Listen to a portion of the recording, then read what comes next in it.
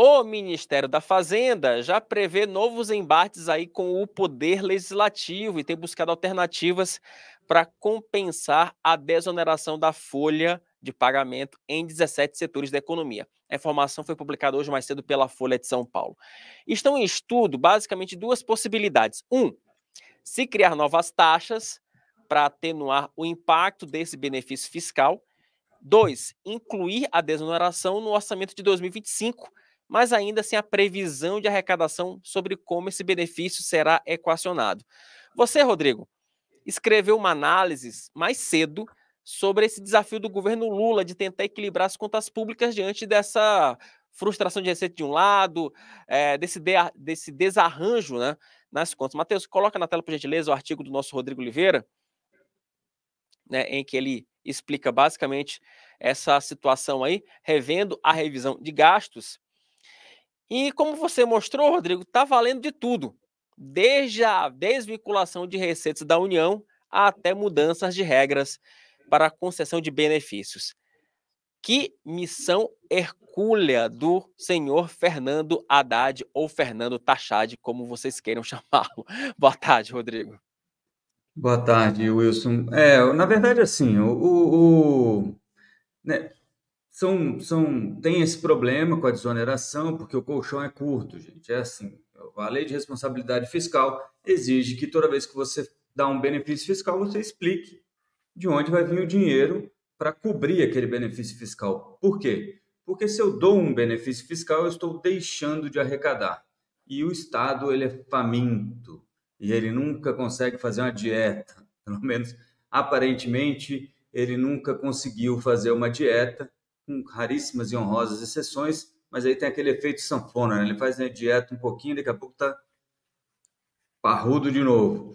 E aí você precisa, então, indicar de onde vem. Esse é o problema com as desonerações, você precisa compensar. O governo está fazendo um drama aí, ele sabe que alguma compensação vai ter, mas ele não quer aceitar as compensações que o Senado tem indicado que seriam suficientes. Beleza, vamos supor que não são suficientes. Mesmo assim, não dá para você dizer que está desonerando 100%, que não vai ter compensação nenhuma. É um pouquinho de drama, faz parte do jogo, mas eu acredito que em algum momento, até 11 de setembro, eles vão conseguir achar uma solução para essa história aí da desoneração. Muito bem. Além disso, o governo tem outros problemas, né, das despesas obrigatórias pressionando aquele limite de IPCA mais 2,5% das despesas, né, o tanto que elas podem crescer durante no arcabouço, né, no orçamento. Como isso está muito, principalmente Previdência, gastos com saúde, eles acompanham a receita. Então, quanto mais você arrecada, hoje mesmo saiu a arrecadação de junho, mais um recorde de arrecadação. Então, é um pouco daquela história, né? Você está arrecadando, mas nunca dá conta, porque as despesas estão crescendo mais do que você arrecada.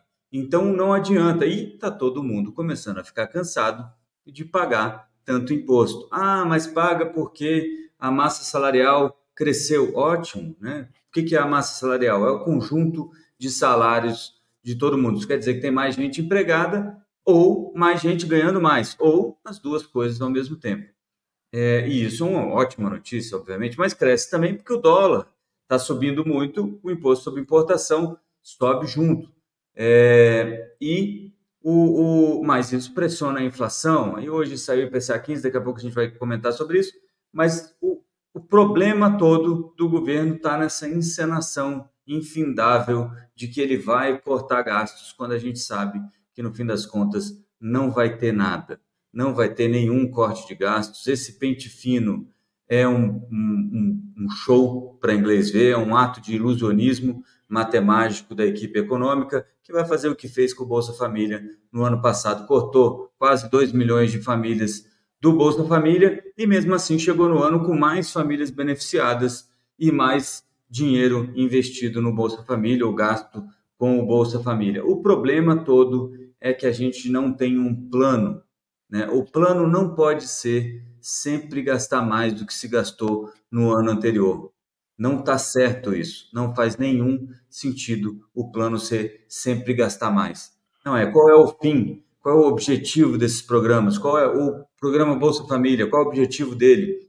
Tirar a pessoa da pobreza e colocar no mercado do trabalho para que ela possa andar com as próprias pernas. Isso tem acontecido?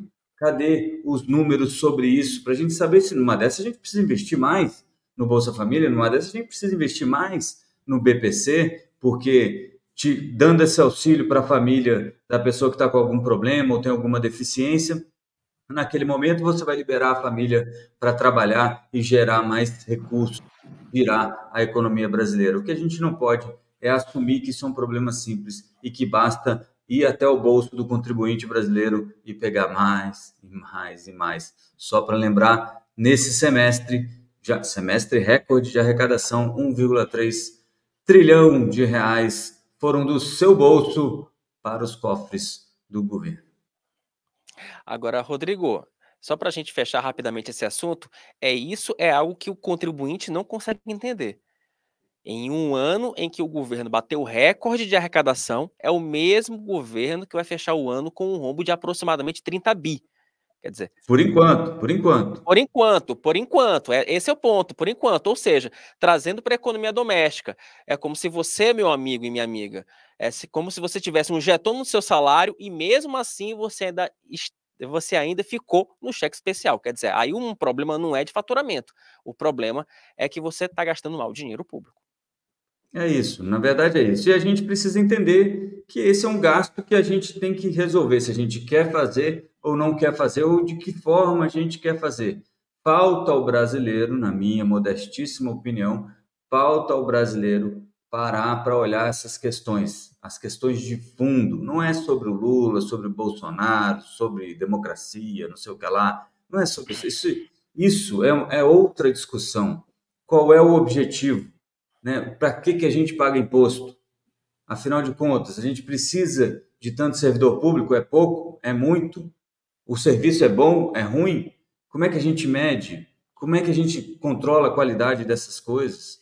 Como é que a gente mede o investimento em educação? Nós somos um dos países que mais investe em educação e toda hora você vê a mesma coisa, notas ruins no PISA, você vê o empresariado reclamando que não tem mão de obra qualificada. Quer dizer, a gente está investindo esse dinheiro de uma forma que parece que não dá resultado nenhum. Então, tem alguma coisa errada. E não adianta só aumentar o gasto.